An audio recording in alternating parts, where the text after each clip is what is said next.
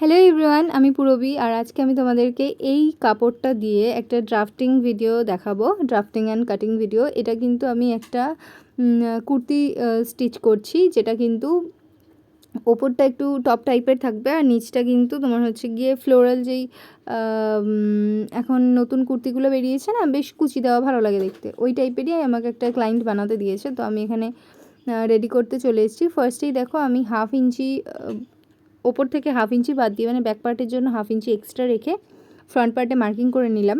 নিয়ে আমি কিন্তু লেন্থের থেকে 1 ইঞ্চ এক্সট্রা মানে প্লাস নিয়ে লেন্থে দাগ কেটে তারপর হচ্ছে গিয়ে আমি ভাঁজ করে নিয়েছি। আর যে ওপরে যেই দাগটা কাটলাম সেটা হচ্ছে গিয়ে 1/2 ইঞ্চ ডাউন করে তারপর দাগটা কাটলাম। এবার হচ্ছে কি আমরা নিচ্ছি শোল্ডার কিন্তু আমার 16 ইঞ্চ, তো আমি সেখানে হাফ করে -1 করে নিচ্ছি। এখানে 7 ইঞ্চি আমি নিয়ে নিয়েছি। এবার 1 ইঞ্চি আমি শোল্ডার ডাউন করে নিলাম, যাতে আর্ম হলে কোনো ক্রিজ না পড়ে। এবার আমি যেটা করব সেটা হলো, দেখো আমি ফার্স্টে লম্বাটা আরেকবার মেপে নিচ্ছি। আর তার থেকেও বড় কথা, এখান থেকে আমি কিন্তু আর্ম হোলের যেই মাপটা সেটা নেব। তো আর্ম হোলের জন্য আমি এখানে শোল্ডার যতটা নিয়েছি সেটাই নেব। তো 7 ইঞ্চিতে আমি দাগ দিয়ে নিলাম। আর এখানে কিন্তু এই যে দাগটা দেখছো, এটা কিন্তু আমি চৌকো মতন দেখো একটা দাগ দিয়ে নেব। সেটা কিন্তু তোমার আর্ম হোলের দাগ আর প্লাস যেই আমাদের বাস্ট লাইন যেটা হয়, তো আমি সেই জায়গাটা পুরোপুরি সেম একদম এই জায়গাটা একটা বক্স করে নিলাম। নিয়ে এবার আমরা বাস্ট লাইনের মেজারমেন্টটা নেব। তো সেটা হচ্ছে আমার 8.2, তো 8.25, তো 8.25 আমি সেটা দাগ দেবো। তার আগে আমি আর্মহোলটা কেটে নিচ্ছি। আর্মহোলের মাইনাস যেখানে আমি করেছি সেখান থেকে হাফ নিয়ে এখানে 1 ইঞ্চ এক্সট্রা নিয়ে তোমার হচ্ছে গিয়ে 1 ইঞ্চ আর্মহোল ক্রস যেটা 1 ইঞ্চ নিয়ে তারপর আমি কিন্তু ফ্রেঞ্চ কার্ভের হেল্পে আমি দাগটা দিয়ে নেব। তো চালাচ্ছি, তো আমি এখানে ফ্রেঞ্চ কার্ভটা নিয়ে চলে এসেছি। আর এটা আমি 2.5 মানে 0.25 ভিতরে দিয়ে তারপর এই রাউন্ড শেপটা দিলাম।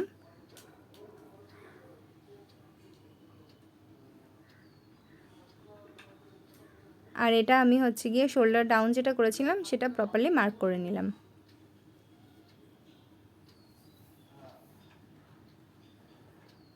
আমি ভালো করে এটা মেপে নিচ্ছি যে আমার আর্মহোলের মাপটা প্রপার আছে কিনা, আর তার সাথে আমার বাস্ট লাইনের মাপটা প্রপার আছে কিনা। আমার কিন্তু 8.2 আগেই বললাম বাস্ট লাইনের মাপটা, তো সেটা কিন্তু আমার একদম প্রপারলি রয়েছে। আর এখান থেকে আমি এক্সট্রা কতটা রয়েছে, মানে 2 ইঞ্চি যে আমি এক্সট্রা নিয়েছিলাম সেটা কিন্তু দাগ দিয়ে নিলাম। এবার আমি চলে এসেছি ওয়েস্টের মাপে। তো এখানে আমার হচ্ছে গিয়ে 7.2 ইঞ্চিস এসছে, তো সেটা আমি দাগ দিয়ে নেব। তো দেখো এখানে আমি 7.2তে দাগ দিয়ে নিয়ে তার সাথে আরও 2 ইঞ্চি এক্সট্রা করে দাগ দিয়ে নিচ্ছি।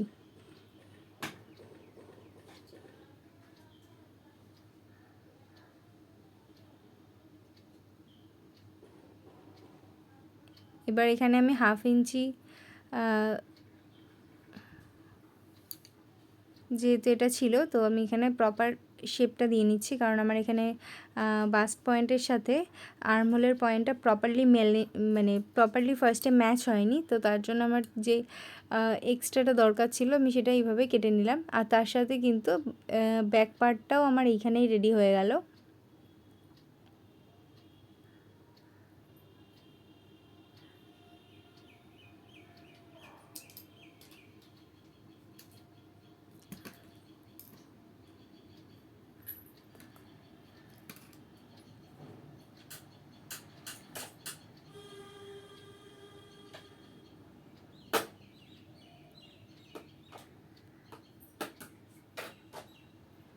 এবার আমি দাগগুলোকে মিলিয়ে নিলাম।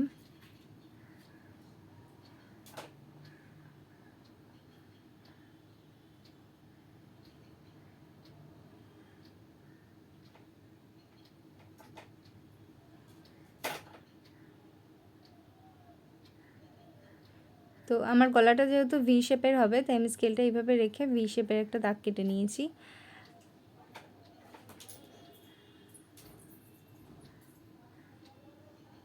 আর এখানেও দেখো ব্যাক পার্টে আমি 1/2 ইঞ্চি ওপর থেকে তুলে তারপর এটাকে প্রপারলি দাগ দিয়ে নিয়ে এবার আমি এটা কাট করে নেব।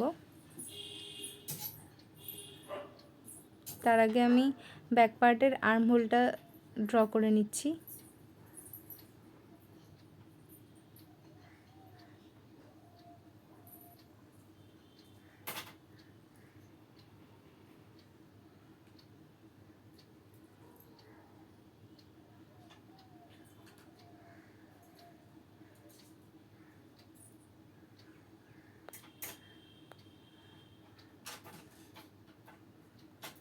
তো দেখো এখানে কিন্তু আমার প্রপারলি চলে এসছে, আমি মাপ নিয়ে দেখে নিলাম।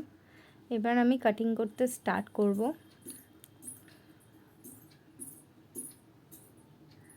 তো তার আগে সমস্ত জিনিসপত্রগুলো আমি সরিয়ে এবার আমি প্রপারলি কাট করে নিচ্ছি।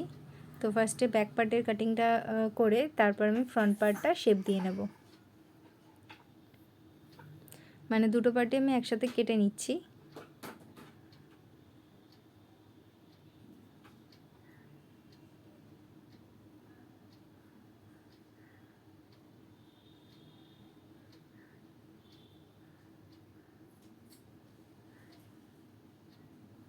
দুটো পার্টই একসাথে কাটছি, কিন্তু ব্যাক পার্টটা যেহেতু ব্যাক পার্টে কোনো ড্র করা হয়নি, এটা ফ্রন্ট পার্টেই ড্রয়িংটা রয়েছে, ড্রাফটিংটা রয়েছে, তো তার জন্য আমি ফ্রন্ট পার্টেই ব্যাক পার্টটা প্রথমে কাট করে নিলাম। তারপর আমি দেখো নিচ থেকে এইভাবে ফার্স্টে ব্যাক পার্টটা আর ফ্রন্ট পার্টটা আলাদা করে নিচ্ছি।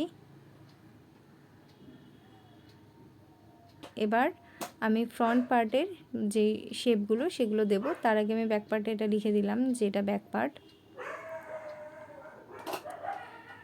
আর এই সামনেটা হচ্ছে ফ্রন্ট পার্ট। তো ফ্রন্ট পার্টেও আমি এখানটা লিখে দেবো ফ্রন্ট।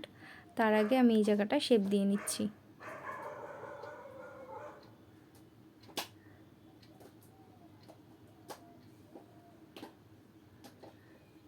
এই এক্সট্রাগুলো কেটে বাদ দিয়ে দিলাম।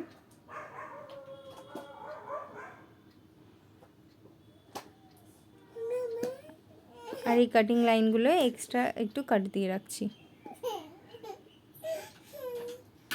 তো এটা হচ্ছে ফ্রন্ট পার্ট, আমি এফ লিখে রেখে দিলাম।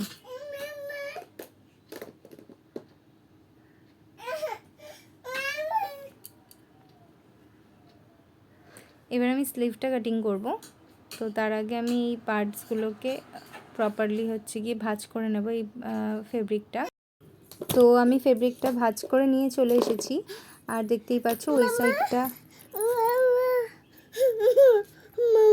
তো আমার ডান সাইডটা হচ্ছে ওপেন সাইড আর বাঁ সাইডটা হচ্ছে ফোল্ড সাইড। তো এবার আমি হচ্ছে গিয়ে মার্ক করে নেব।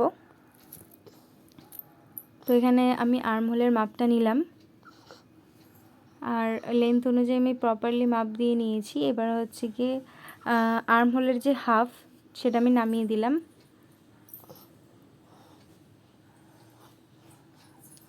নামিয়ে আমার এখানে কিছু একটা প্রবলেম হচ্ছিল, মানে একটু ভাঁজ খেয়েছিল কাপড়টা, ওই দেখো। তো সেটাই আমি এখান থেকে সোজা করে নিলাম। নিয়ে এবার হচ্ছে গিয়ে প্রপারলি মার্কিংটা আমি করব।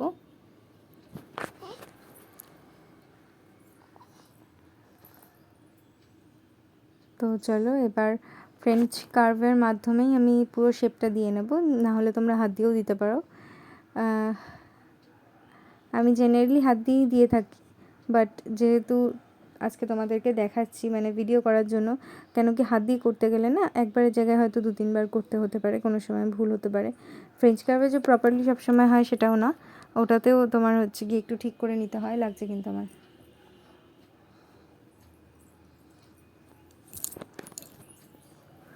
তো এখানে আমি দাগ দিয়ে নিলাম।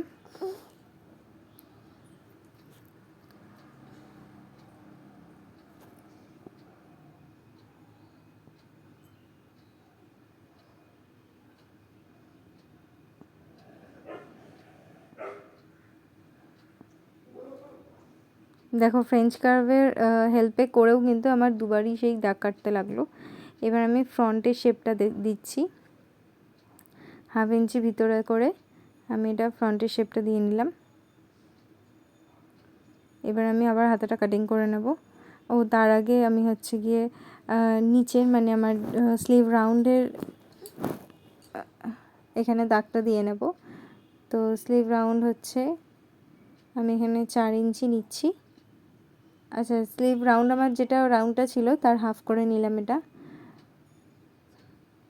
4.2 নিয়েছি, তার সাথে 6.2 আমি হচ্ছে কি কাটিং লাইন, এখান থেকে আমি 2 ইঞ্চি এক্সট্রা করে দাগ দিয়ে নিলাম। এবার পুরোপুরি শেপ দিয়ে নেব, মানে সোজা দাগ কেটে নেব দুটো।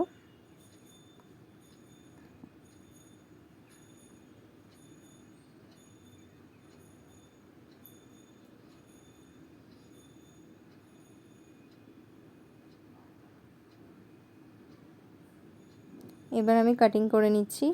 আমার স্টিচিং লাইন ভিতরেরটা আর কাটিং লাইন বাইরেটা, তো কাটিং লাইনের অনুযায়ী আমি কিন্তু প্রপারলি কেটে নিলাম, মানে কেটে নিচ্ছি।